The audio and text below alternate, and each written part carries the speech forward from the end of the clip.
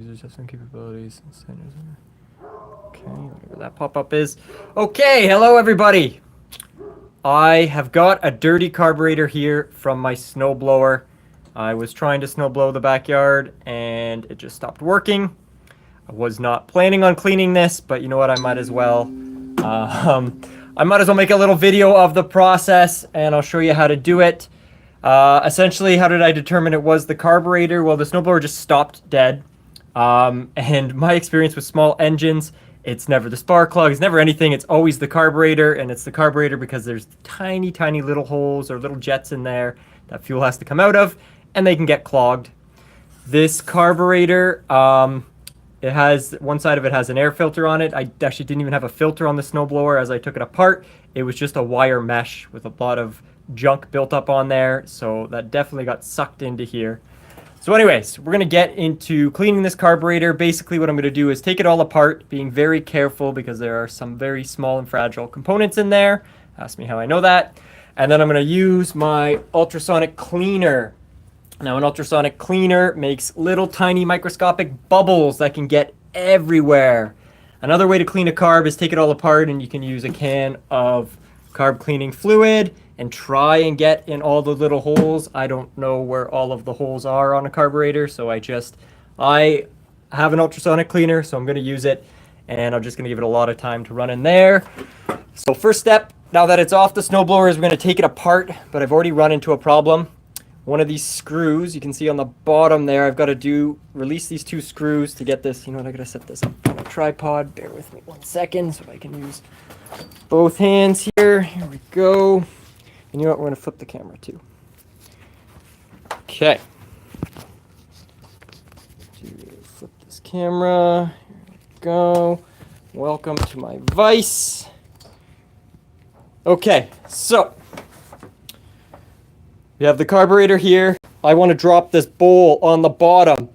I was able to release one of the screws. The other one is super tight on there, which means when you get the proper screwdriver, trying to crank that as hard as I can is not working. So I'm going to start off by showing you a little trick. First, we're going to put this in the vise. Careful too. Actually, there's fuel that still sits in there, so I'm going to be dumping it all over the ground, which is not what I want. Put it in the vise, and I want to get this screw off right on the bottom. Let's come down here, a little close, personal. So anytime you have a screw that is really hard, come on, focus. Focus. Why are you focusing? Come on. There we go. Okay. So anytime you have a screw that refuses to come loose, there's one trick I use. It's leverage. So you get some vice grips. Now this does damage the outside of the screw a little bit, but basically by putting the vice grips on there with the right tension,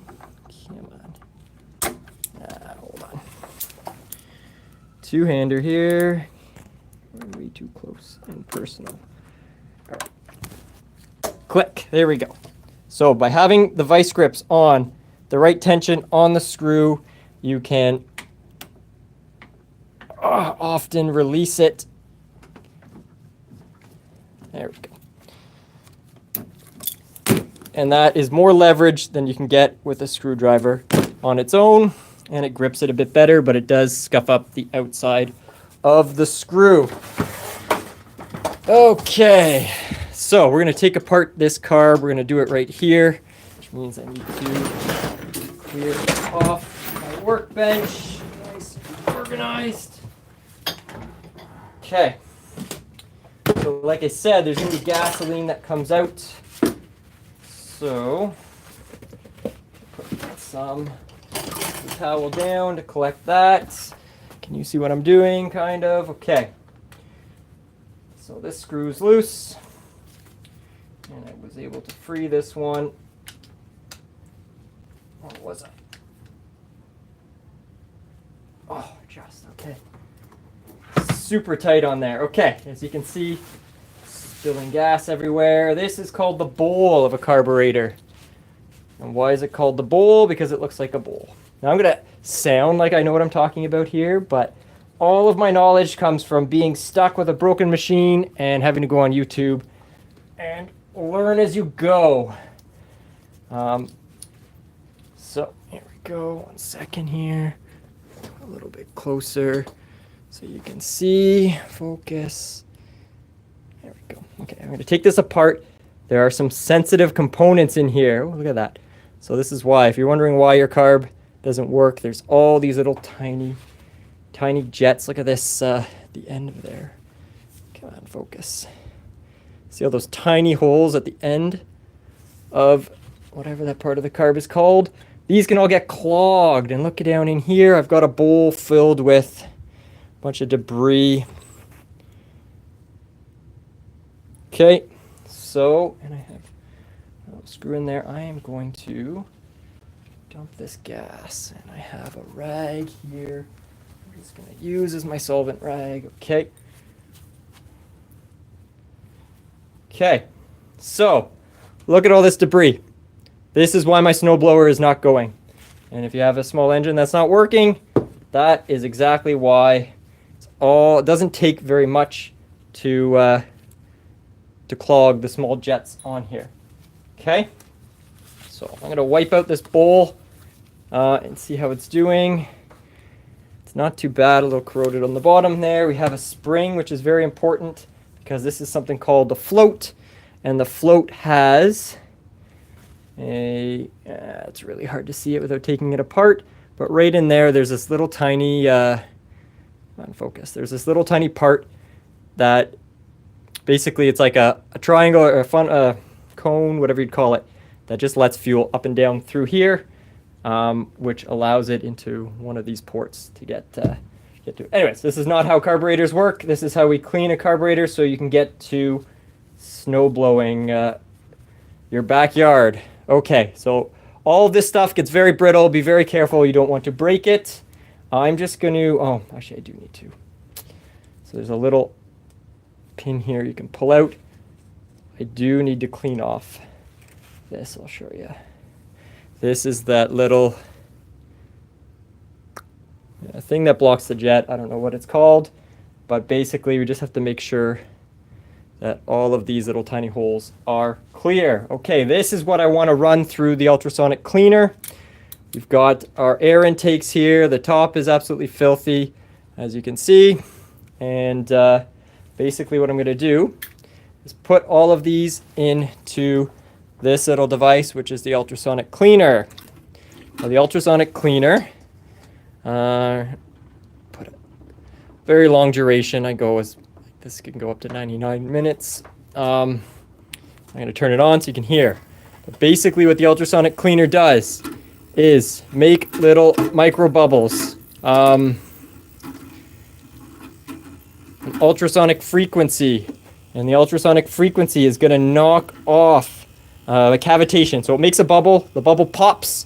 That little pop plus some chemicals is great cleaning action for this. Now, let's chair out of the way here. Okay. Put this down and you will see what's going on here. Stay. You're going to see at the surface, we're getting all of these little tiny bubbles appearing. And that is the micro bubbles, which is how an ultrasonic cleaner works. Is there anything else here that I want to put in there? No. So, I have in this ultrasonic cleaner, what did I throw in there? I just threw, honestly, whatever degreaser I had.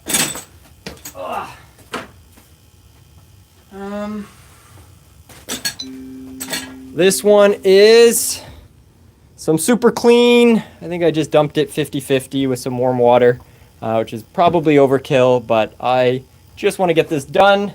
And I don't care if it is the prettiest carb in the world. I just need it to function because I am leaving in a few days and I need my wife to be able to snow blow the driveway. Okay. This is it. All these little components. I'm just wiping off any other little components here. I'm being very careful with these plastics. I don't think I'm going to drop the bowl in there. Oh, maybe I will, actually. So this bowl's got crap on the bottom, so you know what? If we make some room, we can clean that as well. Like, look at the outside for reference. All that stuff, it's all gonna get cleaned up. Just wanna make sure everything's under the surface. All right, so this is a very gentle and effective way to clean a carb. And that's pretty much it. Take it apart, put it into some degreasing solution, and now I just let it sit there. I might put the top on to keep the heat in there. The hotter it is, the faster it'll work. And I'm gonna set it to, right now, I'm gonna set it for an hour and a half, whatever. I'm in no rush at all here. Actually, that's not true. I have other stuff I wanna do, so we're just gonna set this ultrasonic cleaner. Whatever, how high does it go? 99. There we go. 99 minutes. And I'll blow on the top here so you can kind of see. Under the tripod here, the bubbles come up. It's kind of satisfying watching it get clean. You ready? So see all of these little tiny bubbles. Focus here. Actually, hold on, I got a headlamp here. So you can see all of those bubbles coming up, which means that we are getting lots of cleaning deep within this complex part. The rest of these parts here are good to go. I might spray them off.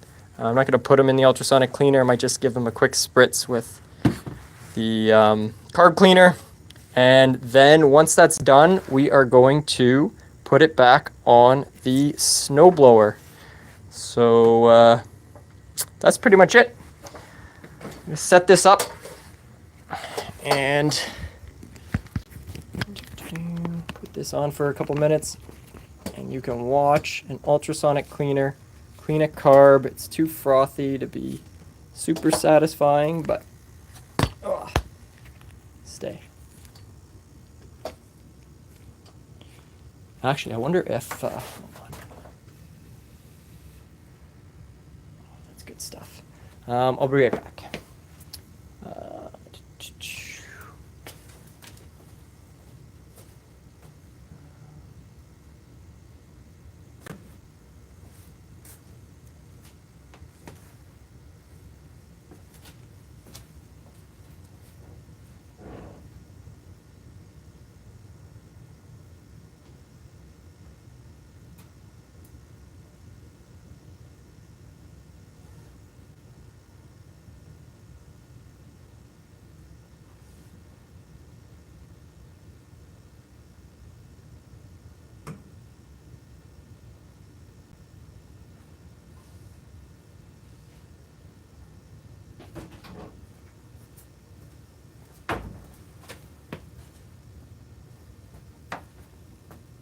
Okay.